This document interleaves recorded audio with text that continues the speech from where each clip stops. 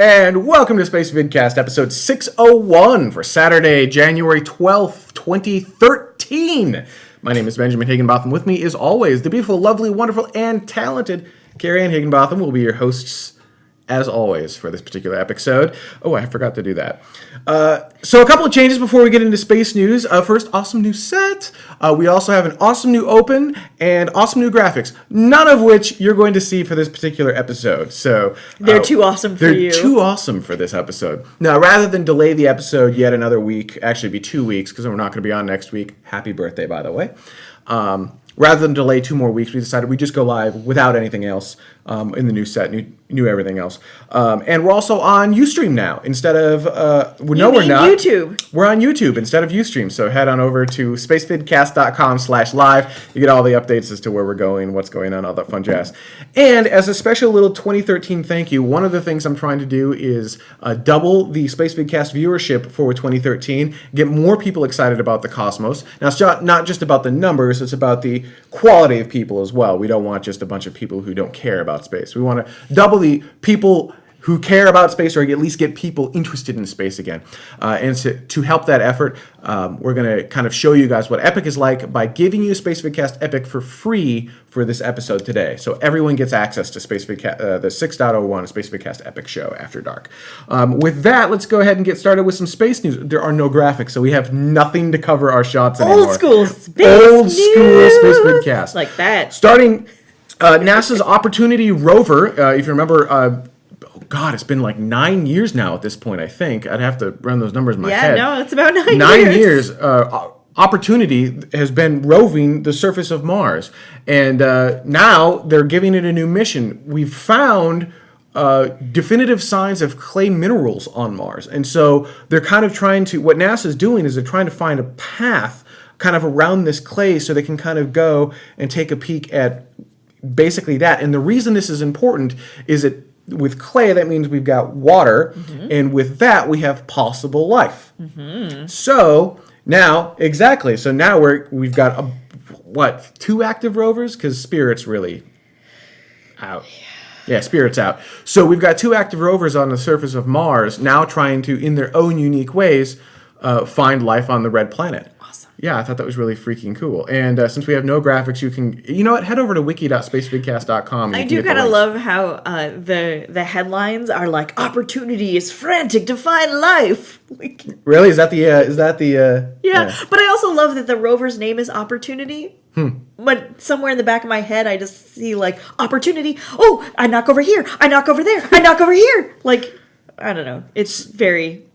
A couple episodes ago, we talked about the Golden Spike Company. Yes. This is, how would you describe Golden Spike Company? Golden Spike is an effort among people who are very interested in progressing our position in space, all coming together and saying, that's what we're going to do. Here's how I'd sum it up. It is a new company, a new space company, trying to take new space technologies with a bunch of very big, huge names in aerospace. Yes. Who we don't think have any money. Yes. Right? So really big names, really great resumes. I mean, these people aren't crazy. They really know what they're doing. We're not sure where the money's coming from. That doesn't mean there's no money. They haven't told us where the money's coming from. Yeah. But they made an announcement. One of the things they're looking to do is go to the moon. They're putting humans on the moon. That's not one of the things that they're looking to do. They are looking to put humans on the moon. And they have announced Northrop Grumman as the company who's going to build their lunar lander. Which is interesting for those who don't remember or maybe didn't know. Grumman, not Northrop Grumman, Grumman before they all got merged, was the company that built the Apollo lunar lander. So that's Which is one of the reasons that when X Prize had the Northrop Grumman Lunar Lander Challenge, Northrop Grumman was part of, obviously they're in the name, the Lunar Lander Challenge. So more info. So there you go. Now they're starting to at least narrow down on companies. And we can fight about money and say, well, we don't see where the funding is coming from. But if Northrop Grumman is willing to kind of partner up with them and even just partnering up requires resources, right? I mean, you got to throw some people to look at contracts, and it's not just off we go. There's Right. a little bit of work that has to go on behind the scenes. And if a big company like Northrop Grumman is willing to do it, then maybe there is something there. Maybe there's something that we're missing. I hope so, right? I'm all for all companies being able to do it. But yeah. But I'm gonna beside that, I'm gonna skip one news story and just kind of go into ahead. Obama has signed a new law easing satellite export controls. So in the 90s, I want to say it was, what happened was satellites in the U.S. got thrown into ITAR, and they became considered munitions. Right? All right. And so because of that, we couldn't export them to really anyone. Right. And as a result, U.S. companies lost billions and billions and billions of dollars because these satellites are now considered weapons that cannot be exported. And this all came around from China basically trying to steal our information. And so what Obama's done is he said, all right, look, this is insane. We're going to allow U.S. companies to sell to many, many countries. Not all of them, like the headline makes it sound. You cannot sell your satellite or satellite information to China, for example, or North Korea, for example. So it's like ITAR Light? It's like ITAR Light. That's Right? a really good way of explaining it. But some people, but not those people. Kind of. But this allows U.S. companies to once again start to compete on satellites throughout the world. And you'll notice that a lot of the satellites that have been launched that were not, NASA or government satellites weren't built by U.S. companies. Right. And that's why. Interesting. And most of them are launched by U.S. companies, but that's for a totally different reason. So Yeah. that is now law, I believe. Obama has signed that into law, and that, whoopee whoop. And so now U.S. companies have less restrictions on who is not able to buy their satellite. Did I say that correctly? I hope I did. Basically. It's not nobody, it's only somebody's. NASA's Marshall Flight Center is researching advanced nuclear rocket technologies. More specifically, not the technologies themselves, but ways of simulating what this technology will be doing on Earth when it's in space. So, okay. Why do we have to simulate what's going on Earth? No. What we're doing is we want to build these reactors for spacecraft, right? Because you just get a lot more oomph out of it. Right. Technical term, oomph. But you can get a really good engine out of a nuclear reactor. George Bush, you screwed me up for life because now I think about it every time and I can't say it. Thanks for that. But we want to test that technology here on Earth, but they're not going to let us detonate bombs essentially here on Earth, right? We can't test that. Well, it doesn't matter because the way it's going to react in space is totally different than the way it's going to react here on Earth, yes? Yes, but we can now test that here on Earth, basically, is what the point of the story is. Oh, now I understand. That makes sense. Does everyone else understand too? I did a really bad... That feels like, the complete opposite of what you said before. But okay, awesome. Can you describe that in a better way than I did? So that everyone... Well, we're recreating space conditions here on Earth in order to be able to test these technologies and how they'll react without in actually space. Testing the actual technology, though. That's the other thing, right? We're not going to be irradiating stuff here on Earth. We're going to be doing it safely. Right. Right. So that way, people won't be like recreated. Okay. Yeah. Rainbow bombs. That's funny. I hope that made sense. Maybe. I don't know. All right. Well, if you want to read the story, I did. We can now simulate what it'll be like in space in a theoretical sense. Yeah, kinda. That's basically what they're working on. Okay. All right. I'll just move on. I'm so glad you put that one in. I really shouldn't have. Anyway. Bigelow Aerospace is. So for those who don't know, Bigelow Aerospace. Bigelow was a huge Las Vegas. Real estate magnate. There you go. Tycoon is what I was going to use. And when he ran out of land to sell in Vegas, I guess. The water only goes so far in the desert, eh? Let's sell space. And so he has developed and is flying around Earth inflatable space stations. These are actually quite awesome. They're real. The problem Bigelow has more than anything else is the rocket technology to loft them up into space, no one really makes right now. At least the really, really, really big ones, which I don't think he's built yet. They're more conceptual than anything else. Ziegler said he actually squeed so loud when he read about the Bigelow story. I know. Which, for anyone who's ever met Ziegler, that must be the most adorable thing ever. So the reason this is an awesome story is that NASA is partnering up with Bigelow, and they're going to be putting a Bigelow module, inflatable module, on the International Space Station. So prior to Bigelow, you'd have these hardened metal modules that could be no bigger than the cargo container that they were in. So it couldn't be any wider than, say, the space shuttle cargo hold, because... And they're heavy. And they're big and they're heavy and they're nasty. Now we're going to loft up an inflatable section, which can be bigger than the tube in which it's transported in, because it will inflate. And so you're going to have this giant hab section inflated. Right. All relative. It can only be so big. On the International Space Station. Now this is, and USKO was asking if there was a lot of stuff originally planned to be on the International Space Station. Yeah. Way more. I mean, there were some really cool experiments that have been just cut from the International Space Station, including inflatable modules, although I don't believe they were originally from Bigelow. They were just inflatable modules. Right. In fact, I believe, and I may be mistaken, I believe Bigelow got a good chunk of his technology through the NASA research that had occurred in trying to make all of this go, and then he just acquired all of that information legally. I mean, he bought it. He didn't just absorb it. He went to Area 51. So that's why this is really cool. We're going to launch an inflatable sections to the International Space Station. If this works, we could theoretically then take a bunch of these inflatable sections and build a ginormous space station. Why is that cool? Because now you can... I'm losing my voice. It is really cool. Now you can make a really large habitable station that you could send to someplace like Mars. So instead of being spam in a can for a 9-month journey to Mars, right, now you can actually live with, in a 1-bedroom apartment-sized home with you and your wife or whoever, and go to Mars comfortably. Well, still don't have gravity, but maybe they can... I mean, a lot of really cool things you can do with that. So first stages of doing stuff like that. So now, as Quarkspin says, you will be spam in a balloon instead of spam in a can. Exactly. That's how that's going to work. Such a leap in technology. All right, before we go to break, we've got 2 more minutes. I need to actually open up the original.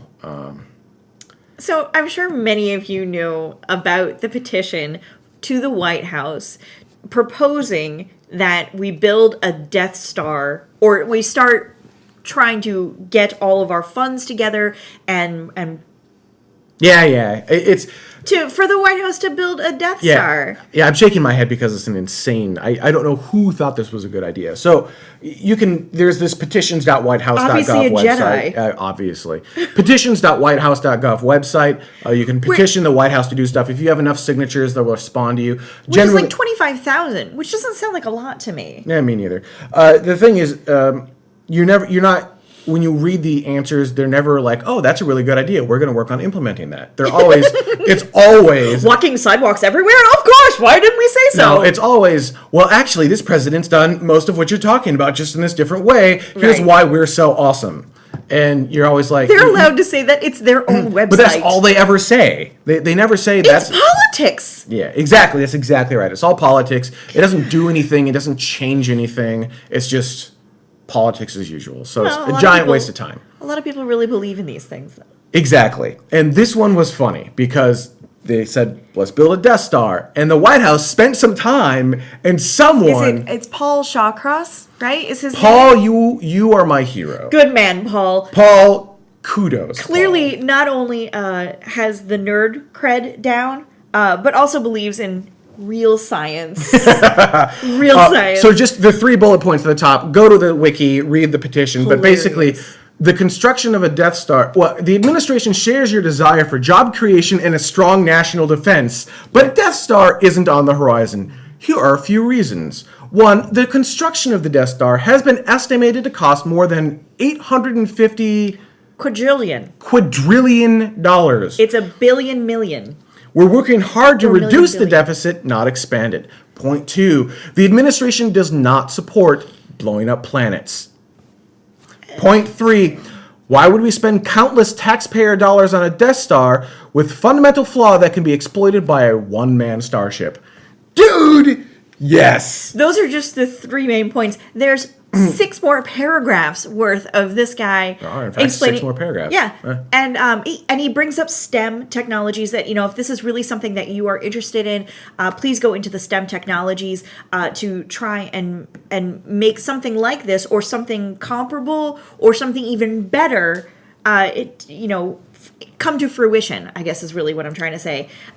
Really well written, well read. I don't feel like he talked down to nerds in any way, shape, or form. He was one of us speaking to us as a politician. Best petition response ever. And I just thought I'd bring it up in the show. All right, stay with us. When we come back, our main topic, which is advertisers and commercial space. Stay with us. We'll be right back.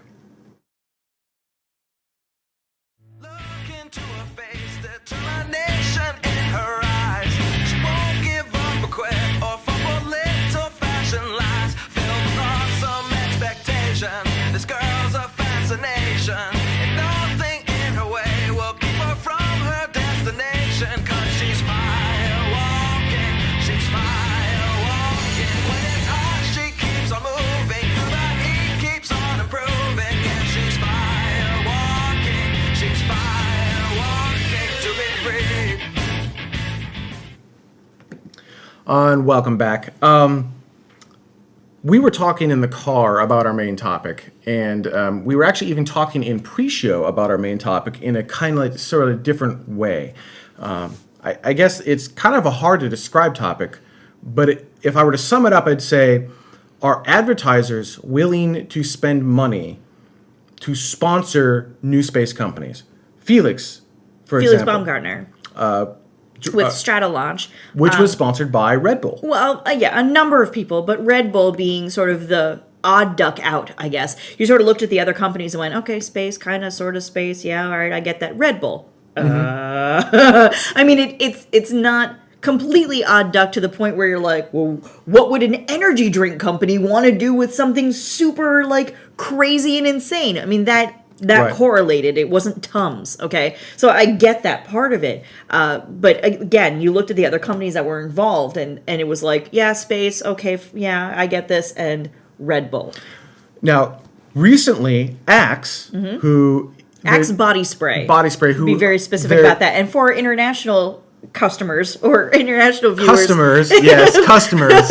Outside of the U.S., outside of North America mostly, it's also known as Lynx or Lynx body spray. Which ties together nicely. Very nicely. They're looking to do, I really should have I should have flipped my 2 commercial breaks around. Yeah, you should have. That was a terrible idea. Oh, well. So in our next commercial break, we're going to show you the Buzz Aldrin commercial that they've got for this exact thing, which is the Apollo space program, or what are they calling it? It's the Axe Apollo space program inside of the U.S. and North America, and outside of the U.S. and North America, it is the Lynx Space Agency. It's LSA. And so it's the Apollo Axe Space Agency, AASA, or ASA.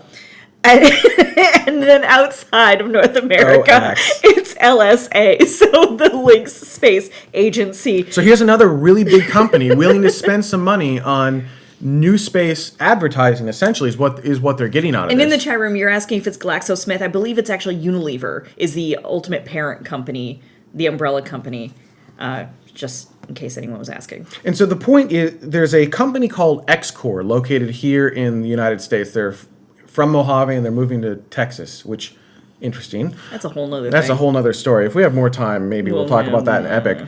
That's what just happened right there. That's what needed to happen. Yeah, a little bit. So a company called Xcore, they're building a Lynx suborbital space plane. It's exactly what it sounds like. It goes into space for about 5 minutes. It's you and one other person. Well, it's the pilot and one other person. And they're giving away flights, right? Yeah. So I looked into this for about 2 hours. And I started with one article and said, okay, I think I got it, but I'm not really sure about this other part. And so I flipped over to another article thinking another reporter clearly has a different view on it. Sure. And so the part that I was confused on only just got more confusing. And the more I kept looking into it and the other people who were involved, I just got more and more confused. The only thing I can sort of kind of understand is that there's about 22 people from around the world that will be chosen somehow. Magic. No, the choosing part is one of the parts that I'm confused on. And then they will go to Florida, Orlando specifically. to train to be in the astronaut training program. But wait, Maybe they're going to train on the Mission Space ride in Epcot. maybe. So then the other part that I'm also confused on is, are they really going to Florida? So it feels like there's every single article I read had a slightly different take on it. So it sounded like anybody and everybody, man or woman, because it was very specific that women can enter as well. You put your name into a hat. Yep. Gigantic hat. I don't know if they're going to take, say, everybody there, and then everyone is going to have to try and do something in their own specific country or region. But it doesn't matter. And then eventually come down to 22 people who are going to the astronaut training. There's a lot of gray area in there, but eventually 22 people. And another bone of contention is it sounds like 2 of them for sure are going to be Canadians, but that part I can't confirm either. Yeah, but it doesn't matter. So the point is that they're spending money on suborbital space. Roughly 2.2 million. And that's not a small number. It's not a big number. It's not a small number. And then we've got a third entity, which, Mars One. Yes, the Mars One project, which I'm sure we've talked about before, basically wants to, for the most part, it gets distilled down into that they want to have a reality show on Mars. So they're going to send... By the people year, out. like 2014. It's actually 2020, I believe. They want to have a reality show on Mars, which, being that we don't have any rockets or spacecraft capable of doing that, good idea, guys. But yeah, that's what they want. Their thing, though, is that they're a nonprofit now, and they actually want to get funded by advertisers who will put their big name across the side of the rockets and be a part of this. And here's the brilliance behind all of it. Mm-hmm. One of the most watched things of all time around the world, Apollo moon landings. Mm-hmm. One of the most watched things of all time will be when humans put their foot on the moon. On Mars. On Mars. Thank you. On the moon again. Sure, Well, that would actually be watched as well. Absolutely. But Mars, I think, would be Mars would be much larger. Bigger, yeah. So yeah, it's risky for an advertiser, though, right? Because do you want to tie your name into something where everyone could die? Or, well, this isn't easy. The Higginbotham space module is now in 20,000 pieces as it floats across the Martian atmosphere. Red Bull! Right? I mean, who wants that? Who wants that, really? So yeah, that's Actually, interesting rough. comment on YouTube, which is I don't know what to think of Mars One. They need to team up with Disney. I'm not sure Disney would. Oh, Disney? No. No, that's the problem. No. Really? I mean, did you see John Carter? Disney movie, John Carter. No, not going to happen.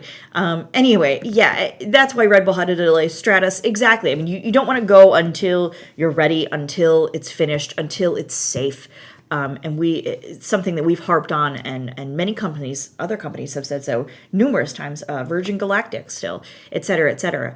But still, it is very interesting that these sort of not traditionally considered to be space entities are getting into what apparently is still the coolest thing around. Well, it's kind of hardcore, right? I mean, Felix's jump was pretty. I was sitting actually almost right at this exact spot, just like biting my fingernails, watching this thing, going, "Oh, what's going to happen?" Yeah. And I know when I went back to work the next day, everyone was talking about it.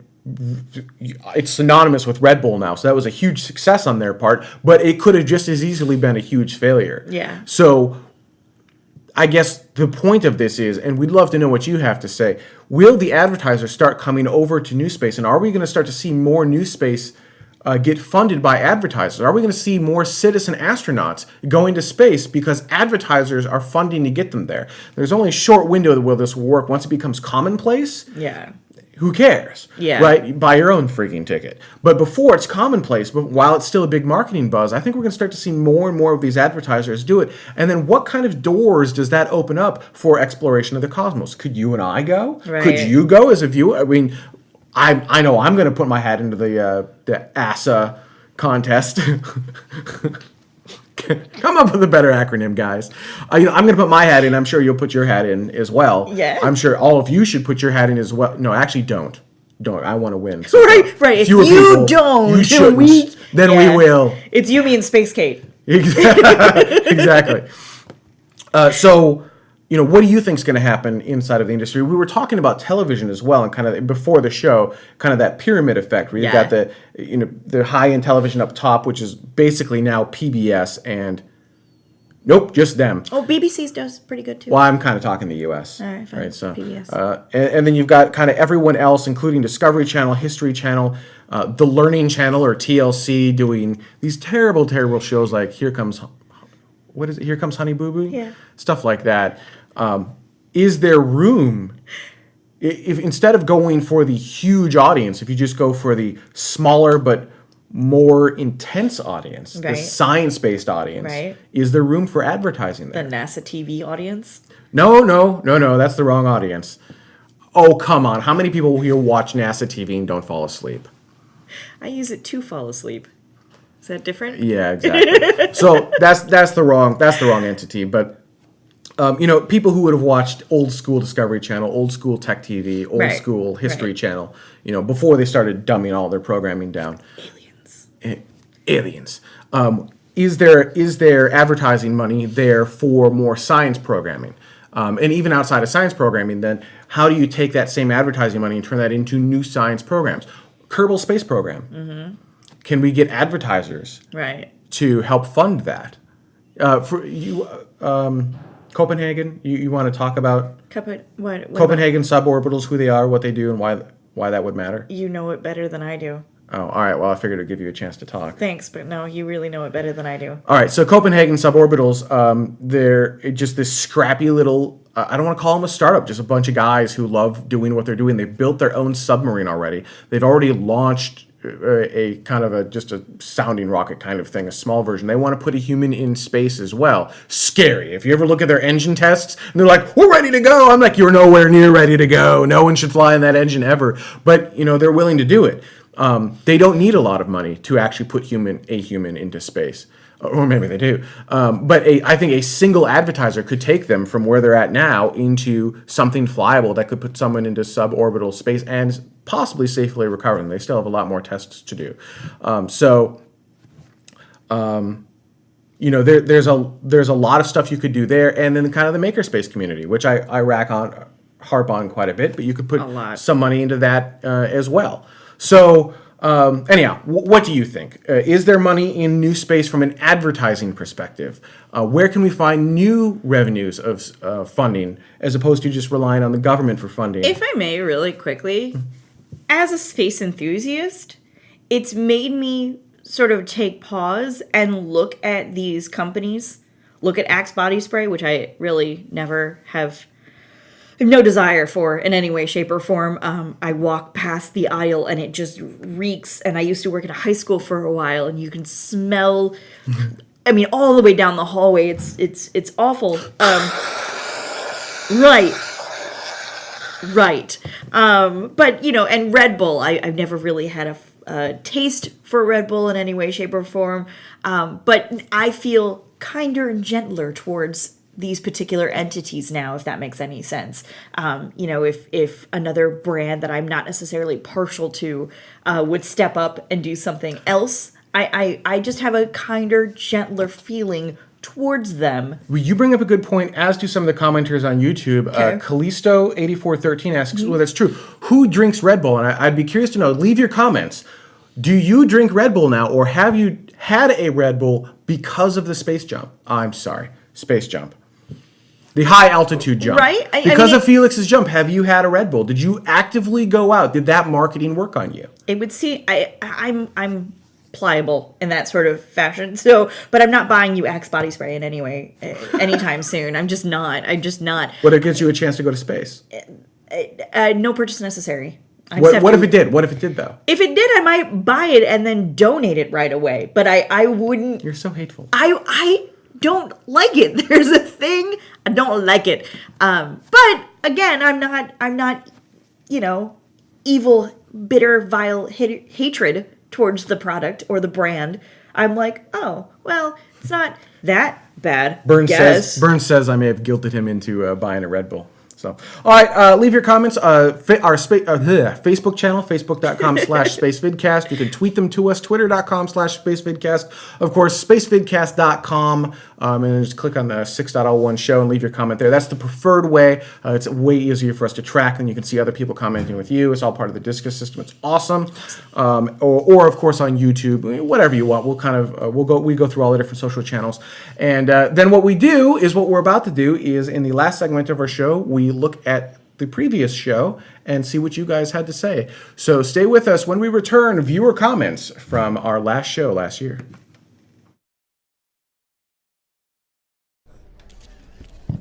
Good afternoon, everyone. I'm Buzz Aldrin.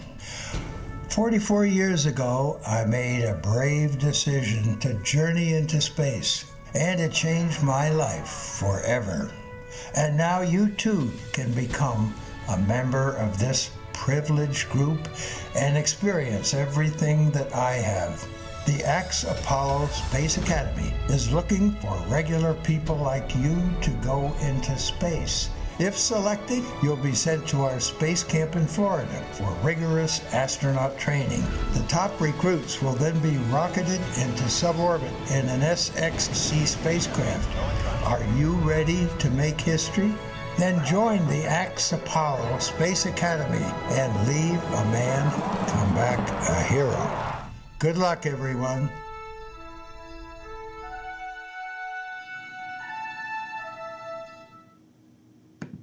Maybe it's just me that felt slightly awkward. What if I leave a woman? Do I still come back a hero, or do I come back a male?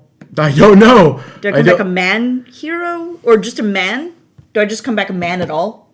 I don't know. I don't know how any of that works. Just saying. I So- also love the little, like, Apollo. Like, gotta make sure that's in there. It couldn't be ASA, it had to be ASA. So last week we talked about we looked backwards at 2012 and saw how our predictions did, and then we looked forwards to 2013, and we kind of talked about what we thought was going to happen in 2013. Made up some things on the fly. Made up some things on the fly, forgot some things that were going on, got called out on it. Don't know what So here are a few comments from our website. This has come from Vincent, and he has a prediction that if the Chinese probe set to land on the moon in 2013 finds quantities of helium-3, their space program budget will receive a dramatic increase. Well, if they bring the helium-3 back, yeah?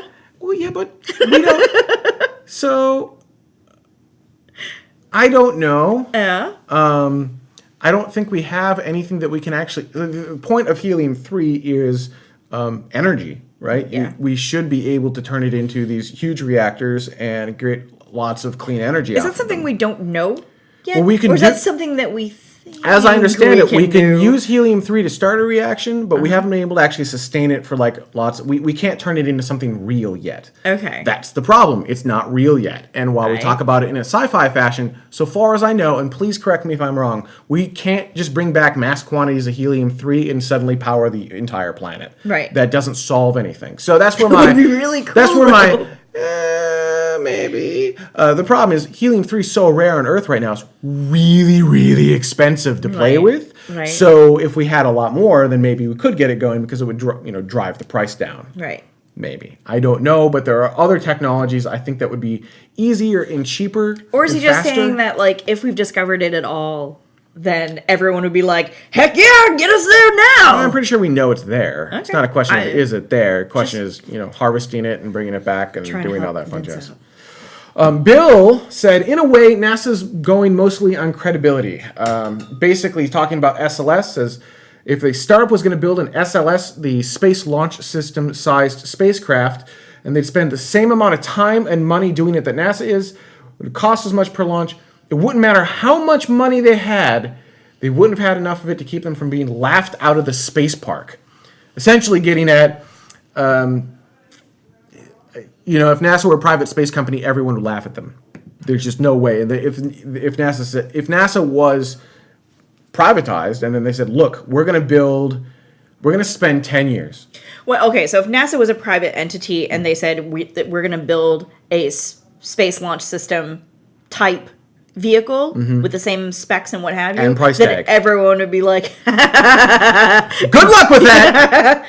Go you. that's okay. That part I understand. I was like, but NASA does all these cool things. Yeah. So the difference is NASA is not a private entity. NASA is a government They entity. got people that they have to answer to. Correct. NASA doesn't decide that they're going to build SLS. That's why we jokingly call it the Senate Launch System.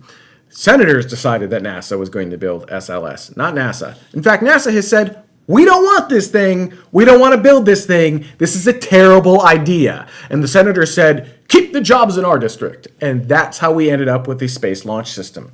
Much like the predecessor Constellation, it will be canceled. I have very little doubt. Cancellation. It will be cancellationed in all the same way. The problem is it is a jobs program, and jobs programs just don't produce things that are on the cutting edge that like what we need for space exploration today.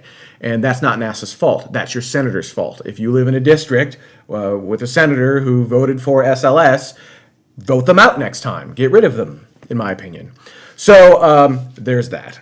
But even so, if NASA were privatized, they would no longer have to answer to senators, and because Right. they didn't want it, they probably would actually come up with a much better vehicle, because now they are not; their hands are no longer tied. Right. So there's that. I realize that's not really your fundamental point. Your fundamental point wasn't if we privatize NASA, it's this is laughable from a private standpoint. Right. But I don't think it's really apples. Apples, oranges. Yeah. Apples, pineapples. Apples, pineapples. Exactly. Stephen said, I don't think they mentioned Orbital Sciences is scheduled to start delivering cargo this year. We didn't. We forgot. Prediction for 2013, Orbital Sciences will deliver cargo to the International Space Station. Addendum. I just forgot, right? It's been delayed for so long that I just kind of forgot about the vehicle, the Antares vehicle, if I remember right. And it will most likely launch. They'll most likely do their demo flights in 2013. I certainly hope they do their demo flights in 2013. Orbital Sciences, please do your demo flights in 2013. I know it is rocket science. It will go when it's ready. You don't want it to have a problem. December 31st is still 2013. December 21st at 11:59:59 is still 31st. What did I say? 21st. Well, 21st is still technically. Technically, I'm correct. Patrick says, my prediction for 2013 is that Virgin Galactic will fly to space before X-Corps, but X-Corps will fly paying customers before Virgin. Oh, man. But X-Corps So 6 of is these, half a dozen of the other, man. Like, Man, what's but it? X-Corps is in such this weird state right now. They got Axe backing them now, eh? I guess, but they're losing employees left and right They've because got of their move. name. I guess Look, your company is your people. It's not just money. I mean, but money there's a lot helps. of people. There are a lot of NASA people. laid off a whole slew of them. Whole mess of So them. here's what's going on. X-Corps, who will build the Link, it's still a kind of a Lynx. conceptual Lynx. Yeah. It's still a conceptual vehicle. They're moving from Mojave to Texas. Now, I thought they were just moving some of their stuff, but from all the guys we know that work at X-Corps, every single one of them is leaving X-Corps. All of them. And these are really good, smart people that they are losing. Yeah. Really good, Really. smart people. And your company is more than just your funds. Your company is also your employees. You Yeah. need really good, strong people. And Yes. if you lose your really strong core team, that will set you back. Now, maybe they're not, right? So the inner circle, the guys who really kind of came up with this vision, and Yeah. they could all move to Texas. They could be just fine. And it's just the guys on the outer rim. You can replace, right? Could Like be. I said, NASA laid off a whole slew of them. But yeah, but And moving from Florida to Texas isn't so bad. Moving from Florida to California, that's a whole different ballgame. yeah, but that was Particularly Mojave. NASA has laid off people before, and it was considered the brain drain, and they lost a lot of stuff, and it set them back a really long ways. Yeah, So- but that's what I'm saying, that brain drain now exists in the public domain, if you will, and X-Corps could swoop them up, theoretically. I guess, if that's the type of person they want. Yeah. I mean, there is something to be said for the brainwashing of the way NASA does things. Right. So the problem is that kind of reiterating what Ben said, we didn't realize that as much of it was moving to Texas as it is. I'm getting the impression all of it is moving to Texas. I thought they were moving some stuff to Texas and expanding in Texas, if you will. But it sounds like there's a lot of it that's just, it's either completely going and they're keeping office for like tax reasons up here in California, or it's all completely moving to Texas, which, great for them, because it sounds like it's a good deal for them in why they're moving. But the whole move is keeping a lot of people here in California, i.e. they're losing them. They're no longer working for X-Corp. So, yeah, it's a weird... I would not move to Texas. It's a weird thing. I wouldn't move to Texas either. So, I would obviously move from Minnesota to California, but I would not move to Texas. Not Texas. No. So, anyhow, I'm not sure that's correct. I think with X-Corp losing as many people as they are, and with them doing their move and everything else... we wish them the best. I also want to say quickly. No, their vehicle's awesome. I love the idea of competition. Lynx looks cool. I have nothing against X-Corp. I just think that from a business standpoint, when you lose that many people and you have that big of a brain drain, you're just going to have delays. And so I don't think we're going to see Lynx in 2013. I do think we're going to see Virgin Galactic, White Knight 2, and Spaceship 2 in 2013. Yeah, I do think we're going to see White Knight 2 and Spaceship 2 flying paying customers in 2014. So, and I don't think we're even going to see the beginnings of a demo flight of Lynx in 2014 at this point. Hard to say, beginning of the year. I'm speculating. Who knows? I could be wrong. I hope I'm wrong. Yeah. I would love nothing more than for X-Corp to come in here and be like, you're an idiot. Here, we're flying tomorrow. That'd be awesome. Except the idiot part. Zach says, correct me if I'm wrong, but I thought Falcon Heavy was expected to test a flight in 2013. They are. I forgot about that too.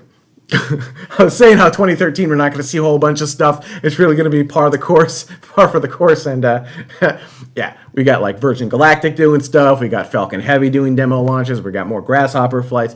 Yeah. I forgot. I got excited. I was doing the live space show. It was awesome. Again, not scripted. Just scripted, all live. And very minimal notes. So if we forget something, it's just us and the camera. So it's hard to tell sometimes, so we apologize. Yeah. So that's our show for this week. Like I said, Spacevidcast Epic is free for you guys, free for all this particular week. So if you'd like to see a little bit of the interesting show that is Spacevidcast After Dark, just look for the Spacevidcast After Dark episode. We're gonna make this one really good now. We gotta come back in like pajamas and smoking jackets. No, because what will happen? So Spacevidcast Epic is enhanced productions, interviews, and content. It's what allows us to do things like our cool new set, which by the way is real. It's not green screen. It would have been awesome if that tipped over when I did that. The whole thing shook. And we even have our, hang on, off camera for a moment. For those interested, we even have our old school brown sound foam that turns purple when you put it under blue light. Yeah, it's really awesome. I know, it's awesome. So it allows us to do that. We've got a brand new camera, all new lights. This is like I said, about $3,000 worth of new stuff. It's pretty sweet, and we want to do even more. We'll talk about it more in Spacevidcast Epic, but certainly, After Dark. Certainly go to spacevidcast.com/epic, and for as little as $8.33 per month, or $100 per year, you can sign up to Spacevidcast Epic. It gives you gigs and gigs and gigs of additional content. You get the After Dark shows. You also get additional interviews that we've had. I killed a Juno story, but there was we did like a 5-minute Juno interview, but then we had a 20-minute extended version. For anyone who wanted to see that, we've got a bunch of those up there. We've got even more. What we're looking to do is buy an all new live, really portable live rig, so we can go to AIAA meetings, do those live.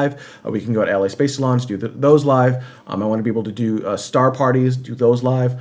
Just a bunch of different stuff so we can do them all live. We're trying out Ustream and a bunch of other cool new technology. YouTube, dang it, did it again. Habit. Yeah, I know. 5 years on Ustream. I know. It's habit. This doesn't mean that we're off of Ustream, by the way. So anyhow, we'll talk about that a little bit more in Spacevidcast After Dark. I wanted to thank everyone so much for watching us, and we'll see you in 2 weeks. Remember, next week is your birthday. Happy birthday, honey bunny.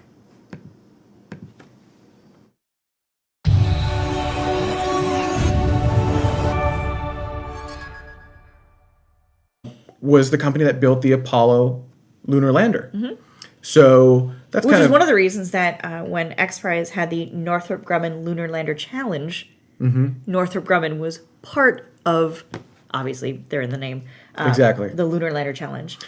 So more info. So there you go. Now they're starting to at least narrow down on companies, and we can fight about money and say, well, we don't see where the funding is coming from. But if Northrop Grumman is willing to kind of partner up with them and put, even just partnering up requires resources, right? I mean, you got to throw some Right. people to look at contracts, and you got to. It's not just off we go. There's a Right. little bit of work that has to go on behind the scenes. And if a big company like Northrop Grumman is willing to do it, then maybe there is something there. Maybe there's something that we're missing. I hope so, right? I'm all for all companies being able to do it.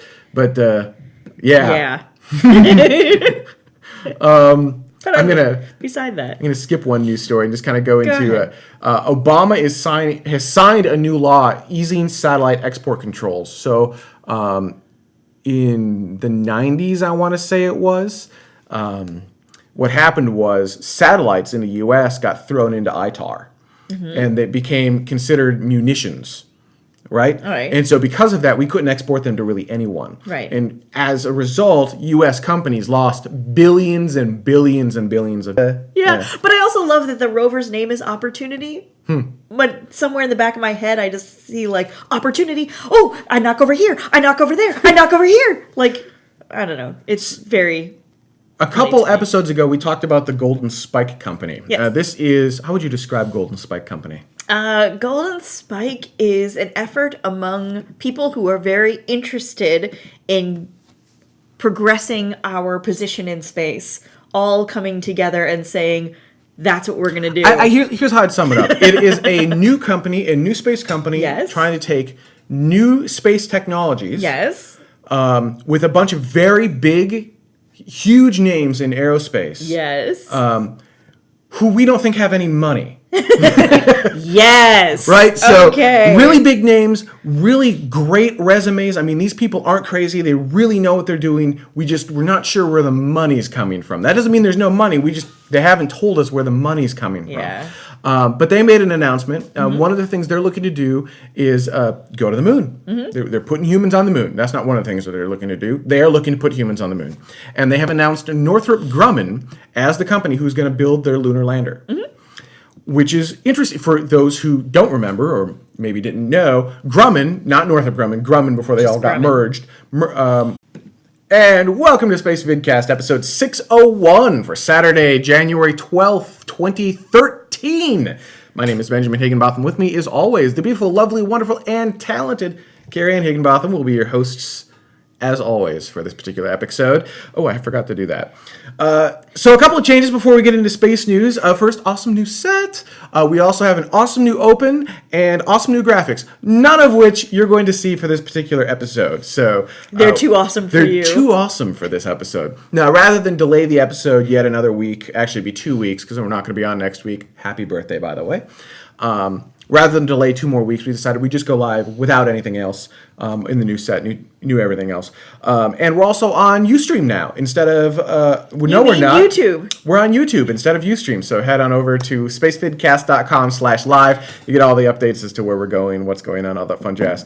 And as a special little 2013 thank you, one of the things I'm trying to do is double the Spacevidcast viewership for 2013, get more people excited about the cosmos. Now, it's not just about the numbers, it's about the quality of people as well. We don't want just a bunch of people who don't care about space. We want to double the people who care about space, or at least get people interested in space again.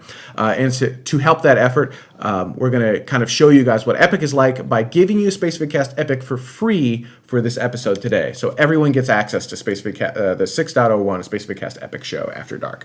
With that, let's go ahead and get started with some space news. There are no graphics, so we have nothing to cover our shots anymore. Old school space Old school news. Spacevidcast. Like that. Starting NASA's Opportunity rover, if you remember... God, it's been like 9 years now at this point, I think. I'd have to run those numbers in my head. Yeah, no, it's about 9 years. 9 years. Opportunity has been roving the surface of Mars. And now they're giving it a new mission. We've found definitive signs of clay minerals on Mars. And so they're kind of trying to... What NASA's doing is they're trying to find a path kind of around this clay so they can kind of go and take a peek at basically that. And the reason this is important is that with clay, that means we've got water, and with that, we have possible life. So now, exactly. So now we've got two active rovers? Because Spirit's really out. Yeah, Spirit's out. So we've got two active rovers on the surface of Mars now trying to, in their own unique ways, find life on the red planet. Awesome. Yeah, I thought that was really freaking cool. And since we have no graphics, you know what? Head over to wiki.spacevidcast.com. I do kind of love how the headlines are like, "Opportunity is frantic to find life." Really? Is that the dollars? Because these satellites are now considered weapons that cannot be exported. And this all came around from China basically trying to steal our information. And so what Obama's done is he said, all right, look, this is insane. We're going to allow U.S. companies to sell to many, many countries. Not all of them, like the headline makes it sound. You cannot sell your satellite or satellite information to China, for example, or North Korea, for example. So it's like ITAR Light? It's like ITAR Light. That's Right? a really good way of explaining it. But some people, but not those people. Kind of. But this allows U.S. companies to once again start to compete on satellites throughout the world. And you'll notice that a lot of the satellites that have been launched that were not, NASA or government satellites weren't built by U.S. companies. Right. And that's why. Interesting. And most of them are launched by U.S. companies, but that's for a totally different reason. So Yeah. that is now law, I believe. Obama has signed that into law, and that, whoopee whoop. And so now U.S. companies have less restrictions on who is not able to buy their satellite. Did I say that correctly? I hope I did. Basically. It's not nobody, it's only somebody's. NASA's Marshall Flight Center is researching advanced nuclear rocket technologies. More specifically, not the technologies themselves, but